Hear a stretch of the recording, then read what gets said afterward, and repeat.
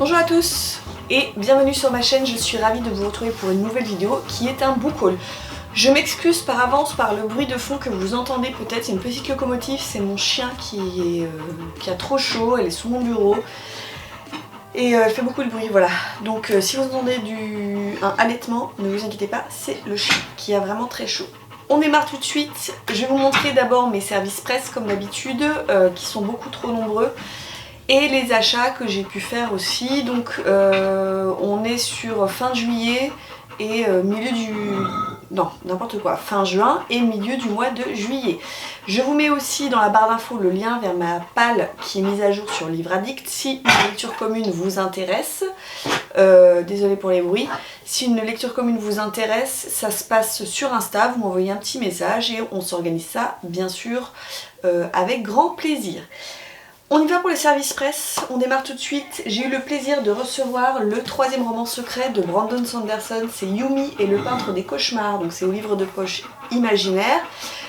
Pour rappel, je dois lire le 2e roman secret de Brandon Sanderson au mois d'août, donc si ça vous intéresse une lecture commune, c'est pareil, faites-moi signe. J'avais lu 13 de la mer émeraude, là donc je vais lire Manuel de survie du sorcier, je sais pas quoi, à l'époque médiévale. Et celui-ci, j'essaie de le lire au mois de septembre, il est quand même énorme. Hein. Franchement, il écrit des bricasses, Brandon Sanderson. Après, c'est écrit gros. On est sur du 650 pages, mais bon, c'est écrit très gros. On est dans de la fantasy avec un personnage qui s'appelle Yumi, qui est une prêtresse qui invoque les esprits pour venir en aide à son peuple. Et de l'autre côté, une cité froide, entourée de ténèbres perpétuelles, avec peintres qui repousse chaque jour les manifestations physiques des cauchemars des habitants grâce à ses pinceaux, et ces deux personnages vont à un moment donné se retrouver. Voilà. Sachez qu'il y a deux versions, il y a une version hardback aussi à chaque fois, il y a une jolie version hardback et une version livre de poche, mais moi pour le coup je préfère à chaque fois les versions souples, je trouve qu'elles sont plus sympas. Ensuite, j'ai reçu de la part des éditions Les Escales La Maison Sortilège de Emilia Hart avec cette incroyable couverture.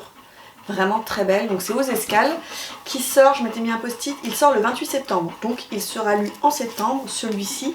Alors on est sur une triple temporalité, on est en 2019 avec Kate qui fuit Londres et son compagnon violent et qui se réfugie dans une maison délabrée. En 1942, on est avec Violette qui est cloîtrée dans le grand domaine familial étouffée par les conventions sociales, et on est en 1619 avec Alta qui connaît les secrets des plantes et qui est accusée de sorcellerie, donc c'est un roman sur la puissance des femmes, sur la sororité, sur le pouvoir de la nature, et j'ai vraiment hâte de le découvrir, il a l'air tout simplement incroyable. J'ai reçu de la part des éditions Nemos un roman de fantasy qui sort le 28 août, donc il sera lu en août. C'est La morsure des roses de Christophe Guillemin, avec ses très très belles couvertures. Christophe Guillemin, j'avais lu de lui L'enterrement des étoiles, il avait vraiment une très belle plume onirique, poétique, j'avais beaucoup aimé. Ici on est dans de la fantaisie, on est avec Kaylin qui est une fille de Dieu qui passe son enfance avec ses sœurs, mais ses sœurs aînées assassinent leur précepteur. Kaylin va s'enfuir avec une de ses sœurs, Rivelyne. Elle tente de trouver leur place dans ce nouveau monde, et des années plus tard elle apprend que sa sœur, donc je pense que c'est Rivelyne, est devenue reine et elle est sur le point d'accoucher, et donc Kaylin va décider de la rejoindre pour la mettre en garde contre les deux sœurs aînées qui veulent s'en prendre au nouveau-né. Voilà, il n'est pas très gros, il fait même pas 300 pages, on est sur du 280 pages. Il sera lu au mois d'août et donc vous aurez mon avis fin août. Je remets mon petit post-it avec la sortie. Ensuite, j'ai eu le grand plaisir d'être sélectionnée pour faire partie du prix du trophée Folio L. Et donc nous avons reçu une sélection de, je crois qu'il y en a 8 livres, c'est ça, que nous devons lire avant le mois d'octobre, et le vote se fera en octobre. J'en ai déjà prévu dans ma palle, j'en ai prévu 3 je crois dans ma palle. Alors, j'ai reçu Sauvagine de Gabriel Filto Shiba. Ici on est au Québec, on va suivre Raphaël donc dans une réserve naturelle qui suspecte des braconniers d'avoir tué sa chienne, elle va les prendre en chasse. Donc celui-ci je l'ai mis dans ma palle du mois d'août. L'étoile brisée de Nadège Laneri Dagen, Dagen, je ne sais pas comment ça se prononce. Celui-ci aussi je l'ai mis au mois d'août dans ma palle parce qu'on est dans l'Espagne du 15e siècle avec deux jeunes frères qui sont juifs, qui vont être chassés. Hein. Et d'un côté on en a un qui va partir, qui va devenir le médecin de Luther en Allemagne, et l'autre qui va partir avec Amerigo Vespucci sur un bateau pour explorer de nouvelles terres. Et celui-ci il est dans ma palle et c'est l'un, alors c'est le plus gros. Hein, on est sur du 800 pages, mais c'est surtout celui-ci qui m'intéresse le plus. On est donc dans du roman historique. J'ai mis également celui-ci dans ma palle du mois d'août, c'est Porca Miseria de Tonino Benacquista, donc toujours chez Folio, et en fait c'est une autobiographie où il raconte la venue de sa famille italienne en France en 1954 dans la banlieue parisienne. Et j'ai vraiment envie de le découvrir, ça a l'air passionnant. Je n'ai vu que des bons retours sur ce livre-là. Les autres que je n'ai pas mis dans ma palle d'août mais que je lirai en septembre, c'est La définition du bonheur de Catherine Cusset. Alors on m'a dit qu'il était super bien, pourtant moi il me donne pas du tout envie. On suit Eve et Clarisse qui ne se connaissent pas, il y en a une qui habite à New York, l'autre à Paris, une qui est mère de famille, l'autre qui a une carrière professionnelle. Voilà, je sais pas, ça me parle pas. Vous voyez ce genre de bouquin, moi, sur la vie des gens, un peu gna gna gna, ça me plaît pas tellement. Natacha Pana, Rien ne t'appartient, où on est sur une femme qui a perdu son mari, elle perd pied, je ne sais pas. Je sais pas ce que ça peut donner. Là, j'ai eu aucun retour là-dessus, donc je ne connais pas du tout. Impossible de Eri De Luca, qui est tout petit. Ça a l'air bien, ça. Hein. On est avec un homme qui chute dans le vide. Derrière lui, un autre homme donne l'alerte. Or, ces deux hommes ne sont pas des inconnus, ils se connaissent.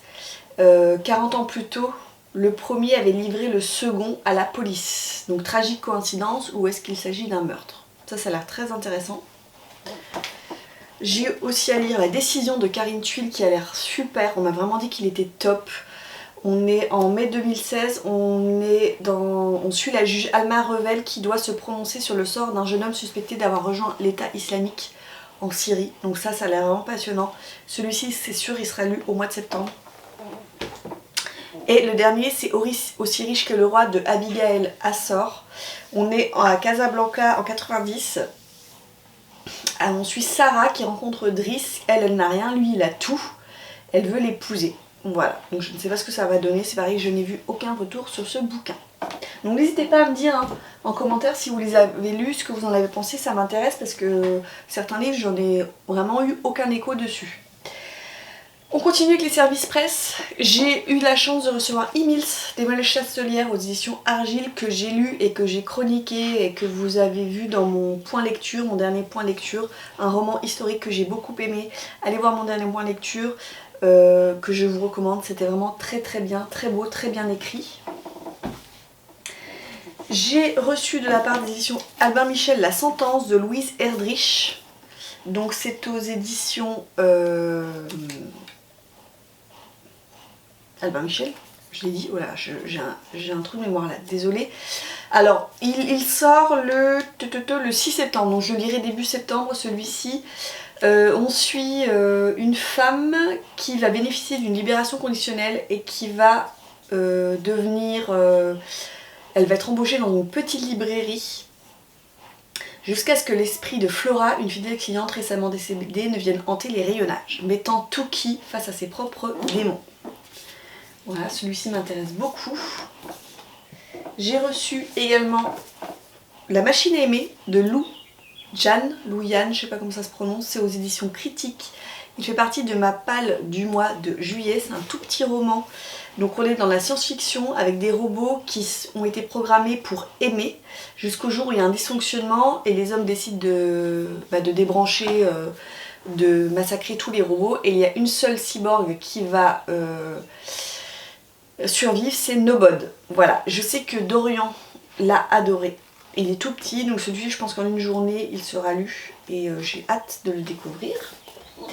Et le dernier que j'ai reçu et que j'ai lu et que j'ai déjà chroniqué, vous l'avez vu, c'est et c'est ainsi que nous vivrons de Douglas Kennedy aux éditions Belfond. Donc le dernier roman de Douglas Kennedy. Je l'ai chroniqué dans un de mes derniers points lecture, j'ai adoré. On est dans un roman à la fois d'espionnage, à la fois d'anticipation, où Douglas Kennedy nous montre les États-Unis coupés en deux. C'était vraiment super bien, donc ça ne ressemble pas à ce que fait Douglas Kennedy d'habitude, mais ça n'empêche, moi j'ai adoré et je vous le conseille bien sûr. Donc ça c'était mes services presse. Je passe cette fois-ci aux achats que j'ai pu faire. Alors je me suis acheté Le Code de Katharina de John Lear Horst aux éditions Folio. C'est un roman qui est sorti il y a quelques temps déjà, j'attendais qu'il sorte en poche pour me le prendre. Donc c'est une enquête de William Wisting, c'est du norvégien, traduit du norvégien. Cela fait 24 ans que Katharina a disparu et William Wisting veut relancer l'enquête. Personne n'a jamais pu déchiffrer ce qu'on appelle le code de Katharina, c'est-à-dire des chiffres, des lignes et une croix que la jeune femme avait griffonné sur une feuille trouvée dans sa cuisine. Et donc a priori William Wisting va relancer l'enquête. Je me suis acheté également Le Petit Copain de Donna Tartt aux éditions Pocket. C'est le seul Donna Tartt que je n'ai pas encore lu. En même temps, elle en a écrit 3 de livres. Les 2 précédents, je les ai adorés. Le Maître des Illusions, le Chardonneret que je vous conseille. Elle écrit divinement bien. J'attends avec ferveur qu'elle écrive son prochain livre pour l'acheter, pour le dévorer. Celui-ci, on a qu'une petite fille qui s'appelle Harriet. Son frère a été retrouvé pendu et il s'agit d'un meurtre. Et en fait, elle va décider de mener l'enquête dans sa petite ville du sud des États-Unis. Voilà. Ensuite, je me suis acheté L'Île des âmes de Pier Giorgio Pulici aux éditions Gallmeister dans leur magnifique collection Totem. On est en Italie, en Sardaigne. On va suivre 2 inspectrices qui enquêtent sur des femmes qui sont retrouvées, assassinées mais qui n'ont jamais été identifiées. Voilà. Alors, il me semble que c'est le premier tome. Je crois que c'est le premier tome de... Après, il y a un deuxième tome qui a été paru avec les mêmes inspectrices. Il me semble, hein, si je ne me trompe pas. On passe en Espagne. Je me suis pris au Pays Basque espagnol. Lors de mes vacances au Pays Basque, dans une librairie, je me suis fait conseiller 2 livres qui se passent donc au Pays Basque espagnol. D'abord, Le Port Secret. C'est de Maria Orunha, c'est aux éditions Babel Noir. On est avec Oliver Gordon qui est un inspecteur londonien qui vient se réfugier dans la maison de sa mère en Espagne. Et il va faire des travaux dans la maison et on va exhumer le cadavre momifié d'un nouveau-né. Voilà, que de réjouissance, mais ça a l'air bien, puis ça a l'air... Enfin, voilà, c'est tout ce que j'aime, ça se passe du polar espagnol, vous savez que j'adore ça. Je me suis pris dans la même librairie La Valse des Tulipes, donc toujours chez Babel Noir, c'est de Ibon Martin. Voilà, ça c'est des romans, je ne les ai jamais vus passer, j'en ai jamais entendu parler. Ça a l'air trop bien, alors trop bien entre guillemets, parce qu'on a que des meurtres. Hein. On va suivre Anne, une jeune inspectrice de Bilbao, qui va devoir enquêter sur le meurtre des femmes qui ont toutes en commun d'avoir une année blanche dans leur CV et une tulipe rouge sur le corps lorsqu'on les retrouve. Voilà, d'où La Valse des Tulipes. Ça a l'air super, c'est un gros bébé. Hein. On est sur du 600 pages, voilà. Et ça se passe au Pays Basque espagnol. On reste toujours en Espagne. Je me suis trouvée d'occasion, je suis trop contente, Le Silence de la Ville Blanche de Eva Garcia Sáenz de Urturi. Je l'ai pris alors d'occasion chez Fleuve Noir en grand format. Depuis, il est sorti chez Pocket. Hein. De Eva Garcia Sáenz de Urturi, j'avais lu Les Rites de l'eau, qui est le 2e tome. Et ça, c'est donc le 1er tome. Donc, c'est pas très grave. On suit l'inspecteur... comment est-ce qu'il s'appelle? J'ai quelqu'un qui est là, un petit garçon. J'ai l'inspecteur Unai Lopez de Ayala, voilà, surnommé le Kraken. Et là, en fait, il va enquêter sur des hommes, un homme et une femme, qui sont retrouvés assassinés dans une scénographie mystérieuse. Et le dernier roman que je me suis acheté, que je vous présente, c'est pas un roman d'ailleurs, c'est... un très beau livre, c'est Fantaisie et Moyen-Âge, sous la direction de Victor Batagion et d'Anne Besson, c'est aux éditions Actu SF, pardon. je commence à être un peu fatiguée. Donc en fait ce sont des articles sur la fantasy et la fantasy médiévale. Donc Game of Thrones, vous allez avoir bien sûr Tolkien, Terry Pratchett, toutes les références au Moyen-Âge dans la fantasy. Donc vous avez une petite introduction, hop, vous avez des chapitres, et ensuite vous avez des articles, donc par exemple la légende arthurienne, et à chaque fois vous avez de magnifiques illustrations, donc c'est un très beau livre. Je vous montre. Hop, voilà. À chaque fois vous avez, ça donne ça. Ça a l'air avec des tas de personnes différentes, hein, d'écrivains, d'auteurs, de professeurs qui ont écrit des articles sur Fantasy Moyen-Âge. C'est un beau livre, il coûte quand même 35 €. Mais bon, si on est passionné de fantasy, je pense que c'est un livre indispensable et je reviendrai vous en parler lorsque je l'aurai lu. Voilà, bah écoutez, c'est tout pour ce book haul. Je suis allée un peu vite parce que je suis allée vite, voilà. Je suis allée vite, mais n'hésitez pas à commenter si certains livres vous les avez achetés, vous avez envie de les lire, vous les avez lus, vous les avez aimés ou pas. Venez me donner votre avis.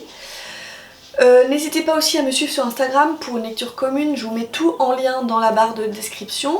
En attendant, eh bien, écoutez, je vous souhaite de très belles lectures et je vous dis à très bientôt pour une prochaine vidéo. Ciao!